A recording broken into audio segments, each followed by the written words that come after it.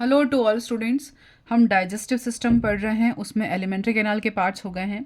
अभी हम digestive glands के बारे में पढ़ रहे हैं। उसमें से हमने सलाइवरी ग्लैंड्स पढ़ लिया है, लीवर ग्लैंड्स पढ़ रहे हैं, उसमें लीवर के फंक्शन के बारे में पढ़ रहे थे और ये यहाँ पर फिनिश हो रहा था। यहाँ पर स्टॉप हो गया था वीडियो। ग्लाइकोजेनेसिस जो कि ग्लूकोज की किस में कन्वर्जन हो जाना, ग्लाइकोजन का कन्वर्जन हो जाना। ठीक है, ग्लूकोज किस में कन्वर्ट हो जाता है, ग्लूकोज बॉडी में बहुत ज़्यादा मात्रा में स्टोर हो जाता है, डिपॉजिट हो जाता है। तो किस किस फॉर्म में डिपॉजिट होगा, ग्लाइकोजन में कन्वर्ट होकर लीवर में डिपॉजिट हो जाता है, स्टोर हो जाता है। उसके बाद एक प्रोसेस है ग्लूकोनियोजेनेसिस। इसमें क्या होता है, अमीनो एसिड्स और फैटी एसिड्स जो होते हैं वो ग्लूकोज में कन्वर्ट होते हैं। जब फास्टिंग, लॉन्ग टाइम फास्टिंग की सिचुएशन होती है, बहुत लंबे समय तक, जब उसके बाद हम कार्बोहाइड्रेट हमारे बॉडी में बिल्कुल भी नहीं होता, तब क्या डिपॉजिट होना शुरू हो, डिकम्पोज होना शुरू हो जाएगा। अमीनो एसिड्स और फैटी एसिड्स डिकम्पोज होना शुरू हो जाएंगे और ग्लूकोज हमें देंगे, क्योंकि बॉडी को एनर्जी के लिए क्या ज़रूरी है, ग्लूकोज ज़रूरी है। उसके बाद देखते हैं पैनक्रियास। तीसरी अपने पास डाइजेस्टिव ग्लैंड कौन सी है, पेनक्रियास। पेनक्रियास का ओरिजिन होता है एंडोडर्म से होता है। ये एक हेट्रोक्राइन टाइप की ग्लैंड है, यानी कि एंडोक्राइन और एक्सोक्राइन दोनों का फंक्शन निपटाती है, यानी दोनों तरह का काम करती है। तो मोस्ट ऑफ पार्ट कितना होता है, 99% तो एक्सोक्राइन पार्ट होता है और ओनली 1% जो पार्ट है वो एंडोक्राइन की तरह काम करता है। सॉरी, ये 99% ये है एक्सोक्राइन और ओनली 1% पार्ट है एंडोक्राइन के। लेकिन 1% भी बहुत इंपॉर्टेंट है, इसके बिना मतलब बॉडी का मेटाबॉलिज्म अधूरा रह जाएगा। ठीक है, तो अग्नाशय का 99% भाग है बहिस्रावी एक्सोक्राइन, जो कुछ पौटी की कोशिकाओं से निर्माण होता है, जिन्हें एसिनी कहते हैं। ये एसिनी क्या करती हैं, अग्नाशयी रस का निर्माण करती हैं, यानी कि पैनक्रियाटिक जूस फॉर्मेशन का काम करती हैं। कौन, एसिनी।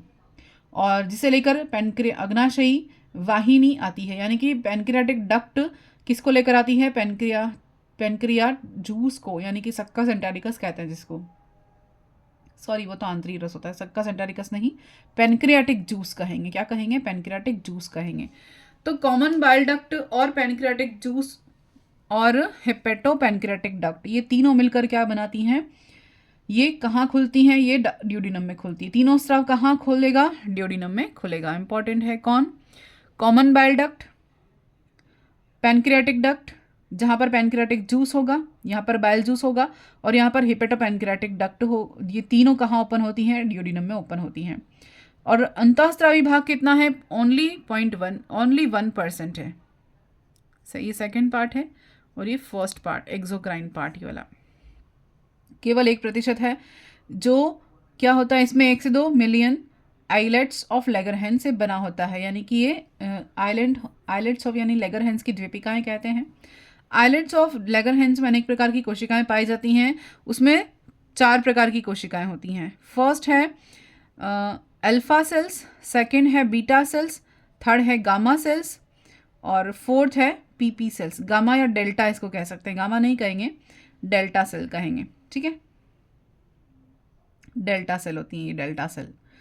अब अल्फा सेल क्या करती हैं, ग्लूकागोन का सिक्रेशन करती हैं। अल्फा सेल क्या करती हैं, ग्लूकागोन का सिक्रेशन करती हैं। बीटा सेल क्या करती हैं, इंसुलिन का सिक्रेशन करेंगी। बीटा सेल किसका सिक्रेशन करेंगी, इंसुलिन का सिक्रेशन करेंगी। इंपॉर्टेंट है, मोस्ट इंपॉर्टेंट है। डेल्टा सेल क्या करेंगी, सोमेटोस्टेनिन का सिक्रेशन करेंगी। ठीक है, और फोर्थ होती हैं पीपी सेल्स, लेकिन इनका फंक्शन अभी तक ज्ञात नहीं है।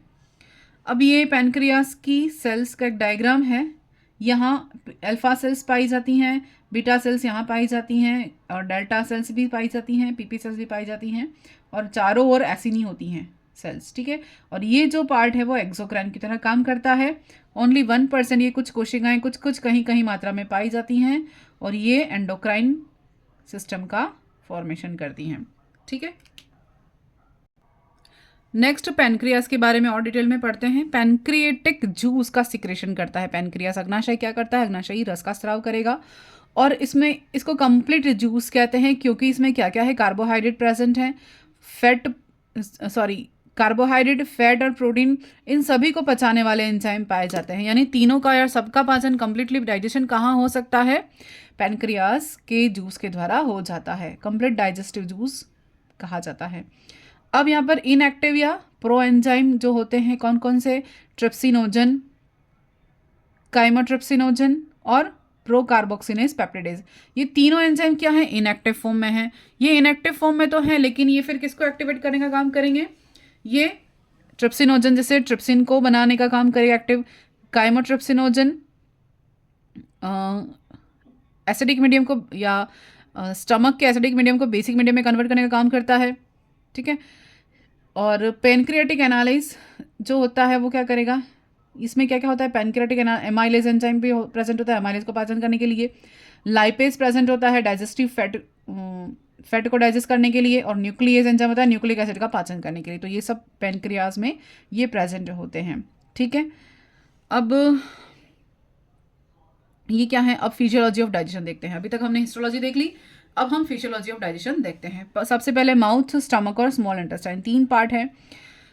केमिकल डाइजेशन देखते हैं, यानी कि डाइजेशन ऑफ फूड, मैकेनिकल और केमिकल, 2 तरह से डाइजेशन होता है। डाइजेशन इन बकल कैविटी, पाचन की शुरुआत मुख गुहा से हो जाती है, सबको पता है। दोनों तरह से होता है, चबाया जाता है। मैस्टिकेशन यानी यांत्रिक पाचन, तो मैस्टिकेशन कहा जाएगा। और दूसरा क्या होगा, स्वेलोइंग ऑफ फूड, दांतों द्वारा भोजन को चबाया जाना और सलाइवा के द्वारा भोजन को मिक्स करना और बॉलस बनाना, ये मैकेनिकल हो गया। नेक्स्ट है सलाइवा में प्रेजेंट श्लेष्म, भोजन को लुब्रिकेट करता है। बॉलस को फेरिंग्स में भेजेगा, फेरिंग्स से इसोफेगस में जाएगा, इसोफेगस से कॉन्ट्रैक्टाइल मोशन के थ्रू स्टमक में जाएगा। और स्टमक में क्या होगा, चर्निंग मूवमेंट्स होंगी, ठीक है। डाइजेशन इन स्टमक, अमाशय में या स्टमक में बिलोनी गतियां जिसे चर्निंग मूवमेंट्स कहते हैं, वो बॉलस काइम में बदल जाता है। मुंह में है, इसोफेगस में, तब तक बॉलस, इसोफेगस से स्टमक में आ गया तो वो काइम कहा जाएगा, ठीक है। स्टमक में म्यूकोसा लेयर द्वारा गैस्ट्रिक ग्लैंड्स बनती हैं। स्टमक की चारों लेयर के बारे में अपन ने पढ़ लिया है। और उसमें जो म्यूकोसा लेयर होती हैं, वो म्यूकोसा लेयर द्वारा क्या सिक्रेट होता है, गैस्ट्रिक ग्लैंड का सिक्रेशन होता है। और म्यूकस की जो नेक सेल होती हैं, वो म्यूकस नेक सेल द्वारा श्लेष्म का सिक्रेशन होता है। फिर चीफ्स या सेल्स या जाइमोजन सेल्स या पेप्टिक सेल जो पहले पढ़ चुके हैं अपन, इन तीनों से क्या होगा, पेप्सिनोजन और प्रोरेनिन का सिक्रेशन होगा। इनका फंक्शन भी पढ़ लिया है। जो पेप्सिनोजन है वो पेप्सिन को एक्टिवेट करेगा और प्रोरेनिन रेनिन को एक्टिवेट करेगा, जो मिल्क सिक्रेशन के मिल्क को डाइजेस्ट करने के लिए रिस्पॉन्सिबल है। फिर पैराइटल सेल्स या ऑक्सिंट्रिक सेल्स, ये क्या करेंगी, HCl और कैसल इंट्रिंसिक फैक्टर का सिक्रेशन करेंगे। एक प्रोटीन है जिसकी प्रेजेंस में विटामिन B12 का अब्सॉर्प्शन होता है। तो ये 3 हमने देखी। अब है आमाशय में अधिकांश प्रोटीन का पाचन होता है और वसा का कम होता है, ठीक है। और वसा का अत्यधिक पाचन कहाँ होता है, इंटेस्टाइन में होता है। सबसे पहले हम देख लेते हैं पेप्सिनोजन, जो HCl की प्रेजेंस में पेप्सिन में कन्वर्ट होगी, ये इनएक्टिव है और ये एक्टिव है। ये क्या है, पेप्सिनोजन इनएक्टिव फॉर्म है और पेप्सिन क्या है, एक्टिव फॉर्म है। फिर प्रोरेनिन जो यहाँ से सिक्रेट हो रहा था ना जाइमोजन सेल से, ये प्रोरेनिन क्या करेगी, ये भी HCl की प्रेजेंस में, जो HCl कहाँ से सिक्रेट हो रहा है, पैराइटल या ऑक्जेंटिक सेल से सिक्रेट हो रहा है। ये प्रोरेनिन क्या करेगा, HCl की प्रेजेंस में रेनिन में कन्वर्ट हो जाएगा, जो कि मिल्क पाचन वाला एंजाइम है। फिर कैसीन जो कि मिल्क को कोगुलेट करता है।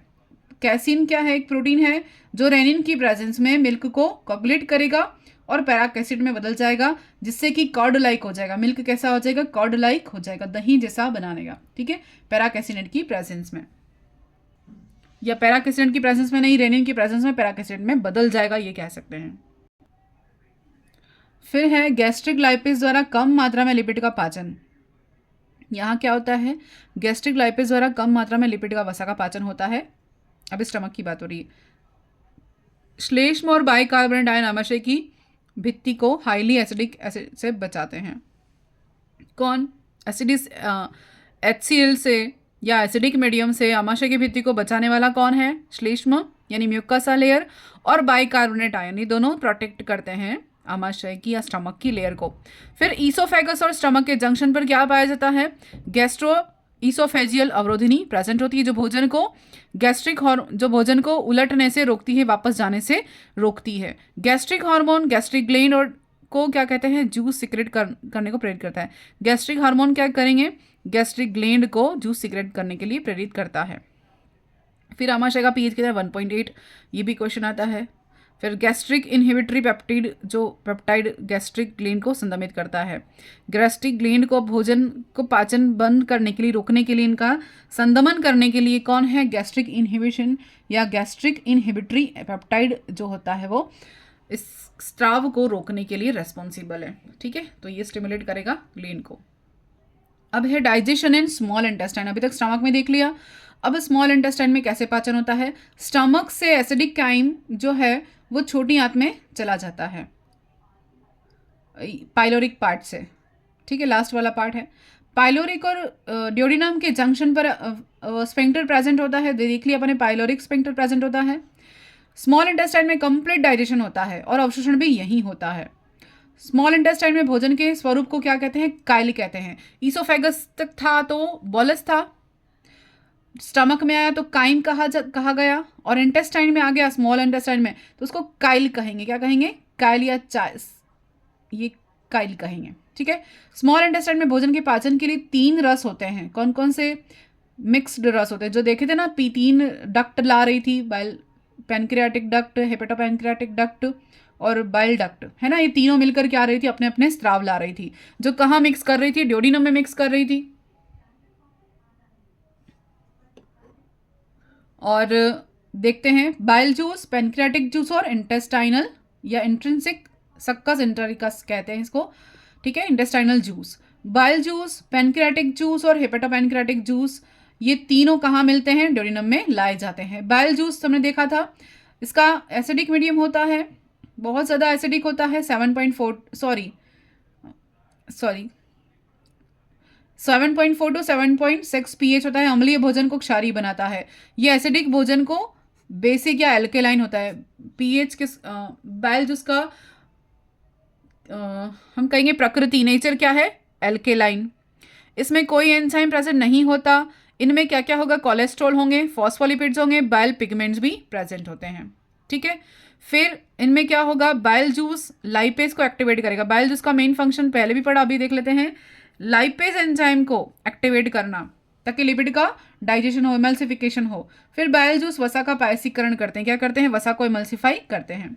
दूसरा है पैनक्रियाटिक जूस, क्या है, pH 7.6 टू 8.3, ठीक है, अल्कलाइन मीडियम होता है ये भी। ये क्या करेगा, पैनक्रियाटिक रस जो होता है ये कंप्लीट रस कहा जाता है, पहले भी देखा। इनमें बहुत सारे एंजाइम्स होते हैं जैसे कि ट्रिप्सिनोजन, काइमोट्रिप्सिनोजन, प्रोकार्बोक्सी पेप्टिडेज, ये सारे प्रेजेंट होते हैं कहाँ पर, पैनक्रियाटिक जूस में प्रेजेंट होते हैं, ठीक है। इनको प्रो एंजाइम्स कहते हैं। इनमें अमाइलेज, न्यूक्लियस और लाइपेज भी प्रेजेंट होते हैं। मोस्ट इंपॉर्टेंट पार्ट आ रहे हैं अब। एंटेरोकाइनेज इंटेस्टाइनल म्यूकोसा से स्रावित होता है, जो ट्रिप्सिनोजन को एक्टिवेट करके ट्रिप्सिन में बदलता है। एंटेरोकाइनेज एंजाइम क्या करेगा, इंटेस्टाइनल म्यूकोसा से सिक्रेट होगा, किसको, ट्रिप्सिन